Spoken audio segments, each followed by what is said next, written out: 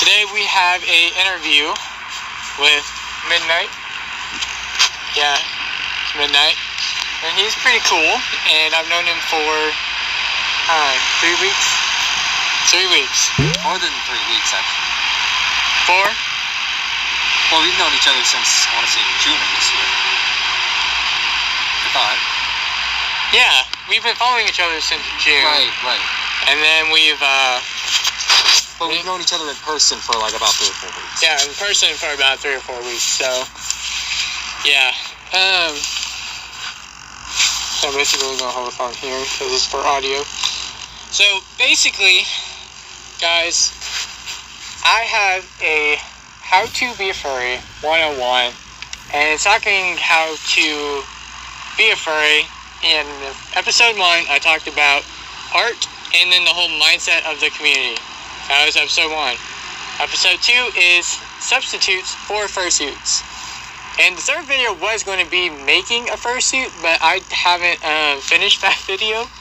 So I'm still working on that. That one's not coming out till much later, till 2023, unfortunately. So I'm so sorry, guys. That video's not going to come out. So instead, we're doing this video, which is an interview. Yay. So in this episode, we're talking about meets and friends when it comes to the fursuit. Well, when it comes to the furry community. So, Midnight, we're doing an interview, and I have this thing that I'll pass back and forth between the two of us. Okay. So, first question. Would you recommend meets for the young furry? I would actually, yes. Yeah? So, I actually don't know if I'll be able to hold that, but I can try. No, you're good. I'll hold it close to you. I would recommend for meets for younger furries, yes. Yeah? Yeah. Alright, so he says younger furries should go to meets. And why exactly would that be? I think it's a great way to tap into the community locally. I've noticed it can also be like a lot more of a safer environment, especially for younger furries getting into the fandom, because you don't want to get too caught up in a lot of the other online communities, because a lot of them they have a tendency to grow pretty toxic, and it may not be the safest place for younger furries. So I think if they come with their parents to these fur meets and they get to meet all these suitors in a very safe and fun way, I believe that's the best way to get started in the fandom at a young age like that. Alright, so that is a very good answer. So if I was to ask myself the question, what I recommend for meets for the average young furry, my question would differ. I would say no, primarily because I would say there's a lot that goes into it. Because whenever you're at a fur meet, there's a lot of people there that you don't know. You know, there's lots of people that you can't see their faces, and as a younger person, your mind's going to wonder, who the heck am I talking to? I've never met any of these people before. And then here's the thing, I don't know if what your experience at your first fur meet was, but for me, when I went to my first fur meet, I remember when everyone took off their fursuit heads, I was like, you guys look very weird. I was like, you fuckers look very weird. So initially, I would say for a younger furry that doesn't know how to handle, unless you're able to handle yourself in a big group, do not go. But if you can, then by all means, go. And honestly, it's your choice whether you go or not. I'm just giving my personal opinion, and so is Midnight. So, now, next question that I have. What would you say are some pros and cons about going to the fur meet? Some pros are, as I've mentioned, getting tapped into the local community. It's not that far away. You don't have to book a ticket all the way across the country for big cons like MFF. You can get in touch with your community right then and there. The cons, I guess one of them would be, it would kind of depend on your personality, right? If you're an extrovert, a con would be that there's not really a whole lot of people to mingle with, and I've noticed that a lot of the bigger cons are much more organized, right? There's thousands of people who go every year. They have this whole panel that decides events and stuff. I've noticed that meets, because of that, since they're a lot smaller, they have a lot less people working at them, they can be a lot more disorganized. There can be some miscommunication of when and where the stuff is. I remember when you and I went to that Grackles meet for Halloween a few weeks ago. We were going to this very secluded location out in Georgetown, Texas. Yeah. And we actually were driving around for a solid how long is it? 20, 25 minutes? 30, more like 30 minutes. Just trying to find the place where we would go, because there were like a lot of road blockages and places were closed off, and we had like no access to it except if we took this very particular road. And that's kind of one of the cons would be, it's very easy to get lost on the way there. Yeah, there's lots of, I was talking about that more, like, getting to these meets, they could be 20 minutes away to 2 hours away. So you gotta know where you're going, and if you're not comfortable driving long distances, then, you know, that's one of the cons, is it's usually going to be a little bit longer of a distance, unless you happen to be a lucky person and be 10 minutes away, which is highly doubtful. Another con that I know that you and I found when we went to the grackle meet was the fact that when we did go to the grackle meet, we were literally coming on, like, of course we had trouble getting there, but also while we were driving down there, it was dark, right? And we never been. So here's the thing, here's a con, is that if you're going to a meet for the first time, it's often probably, when you're first going, one of the biggest cons is probably your own anxiety. Because you don't know what you're going to walk into. You've never met anybody there. And here's the thing, is if you're, like, new, right? If you've never been there before, you're meeting new people for the first time, it's easy to feel secluded. Meaning, like, everyone has their groups already, and then you feel like you're alone. Do you think that's a true statement? It can, especially if it's one of your first times at, like, a specific meet. There are, like, a few exceptions, though. I have known some people that I met, like, back in Stratosphere in H-Town last year, which I've seen at several meetups in Park ATX, in the other Stratosphere, and several other furry meets that I've met. But if you're getting started, just started like furry meets or cons, that can be quite a challenge for people who want to be social and meet other furries and like meet people who share those interests. Yeah. Is there any other cons you could think of for a furry meet?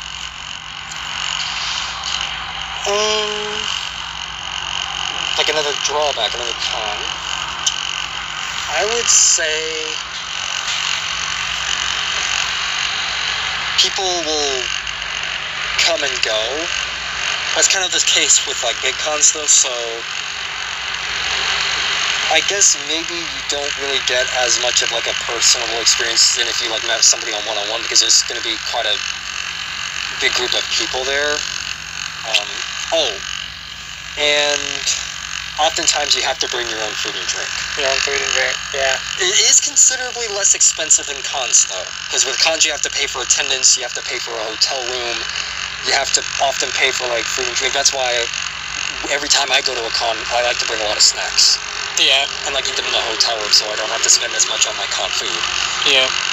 Oh, and one more thing, you can't get art at the furries, unless there's somebody there who specifically makes art and asks the admins to sell art, but oftentimes that's not the case. So it's not really a place to go get like merchandise or anything like that.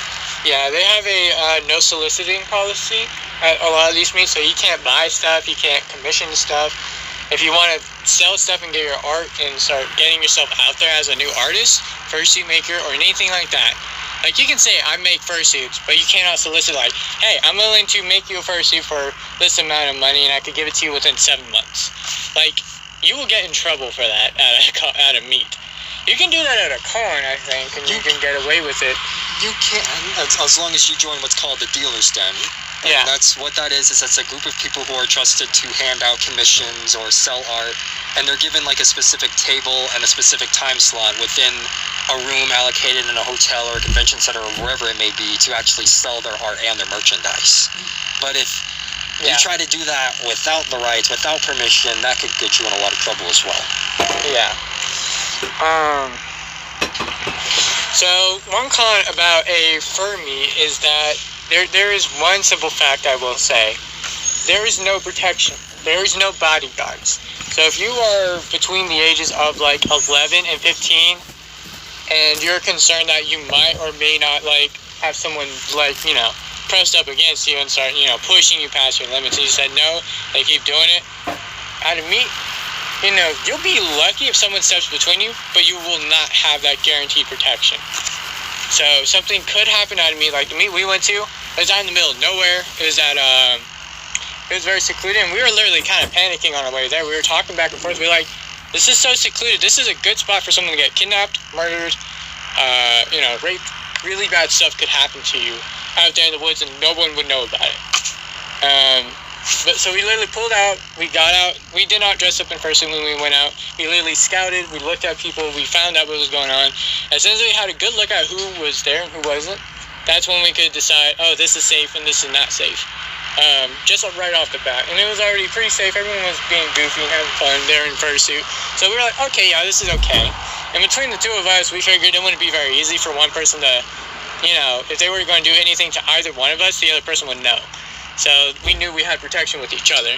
Yeah, we were each other's... we were each other's bodyguard, basically. So you have to have somebody there to protect you if you are a minor. Meaning, some people don't know how to respect boundaries. That's another con. Is that at a con, if you say something to a cop like, hey, this person's messing with me, I can't get away from them, they'll kick the person out of the con and say, do not show your face here again, or there'll be legal consequences. At a meet, there is no bodyguards, there's no legal law enforcement. So you are kind of on your own there. So that is one con about a meet. Now, that does not mean cons and meets are dangerous. Meets are not dangerous usually. But again, you now have no idea who you're interacting with. And I personally have gone to I've gone to 5 meets, and it's really hard to get connected at meets. That's another con. It's really hard to get connected. It's really hard for people to want to talk to you. It's easy to be there in person, but, everybody has lives, so it's really hard to feel connected to anybody. So those are some of the pros and cons of going to meets. Alright, now, next question kind of goes with this. Would you say it's hard to make friends within the furry community? I would say yes, actually. It is very hard to make friends within the fandom. And then my next question would be, do you think having a fursuit would help you make friends, or do you think that it doesn't affect it at all? That's a very interesting question. The way I would approach it from my experience from the past, from my experience being in the fandom for a year and a half, being able to build my own fursuits, being able to go to cons, to go to meets, that has definitely opened up the possibility of making friends. I'm sure it's not the only way. I'm sure there are plenty of forums online that people can get involved with if they want to be an artist, if they want to be an animator, if they even want to play in VR chat or wherever it may be. But I would say that if you have a costume, it probably will increase your chances of making friends more quickly in the fandom. Does that make sense? Yeah, it does make sense. And would you say that is a good or a bad thing about the fandom itself? Another very interesting question. It's kind of a mix of both. I've been able to interact with other fursuit makers who give me plenty of tips and tricks on how to make repairs and clean and how to travel with them and all that good stuff, and also share a lot of very innovative ideas on what I could do to improve either Cosmo or Midnight in the future. But I would say it can also be a double-edged sword, and there is a lot of drama that can start from that if you make a lot of friends very quickly. I mean, if I'm going to be completely real with you here, the furry fandom feeds off of drama. And it's not very difficult for people to start spreading rumors about you based on if you made a poor-minded joke, or if you happen to do something that people misinterpreted. It's very easy for those rumors to spread like wildfire. Yeah, I would say... Oh, sorry, continue. I was just also about to say that it can cause a lot of emotional anguish, especially if you haven't been in the fandom for too long. So I would probably just say be cautious, and as you were telling me earlier today, to choose your friends very carefully. You don't want to be with the people who are very fake and only want to be with you just because you happen to have built this costume or whatever. Yeah. You want to be with the people who love you, who support you, and who want to see you succeed. And not just the fandom, but in every stage of life. Yeah. And that's very true. I strongly believe what you're saying is true, because yes, the fandom does feed off of drama. For instance, people, whether you're in the fandom or you're not in the fandom, they feed off of drama. For instance, you think about it, you go into school, you hear someone talk about, oh, I saw a furry today. Oh, well, what kind of conversation that's going to spark? Lots of drama. You know, because then people are going to start saying stuff that isn't true. Like, oh yeah, I bet they go have sex with their dog. Or I go do this, that, and the other. And then it just creates crazy drama wherever you go. The topic of furry immediately creates drama. Which has one of, like, the negative connotations, I would say, about the furry fandom in general. Now, it's the fact that being a furry causes drama in general. Right. Yeah, because, like, that's, like, one of the downsides of furry fandom. But, there's a huge but here. Whenever you try to find friends, right, like I said, do you think it's hard making friends in the fandom? And you said yes. I 100% agree with you. That is very true. It's very hard to find friends because friends, you know, it's hard finding friends in real life outside of the furry fandom. Whether you're into Harry Potter, Star Wars, I don't care what fandom you're in. It's going to be real hard to find friends. Just period. Because people have lives, people have jobs, some people are married with kids, some people are young kids in school. Some people are college kids like me and him. I mean, he's a college kid, I'm not. But, and I'm about to be married to, you know, a very amazing girl. And I'm very lucky to be getting married here in a little bit. Yeah, bravo. But even for me, that means my life is going to get significantly more busy. So friends kind of are going to be slightly put on the back burner. I'm still valuing them. I can still text and talk.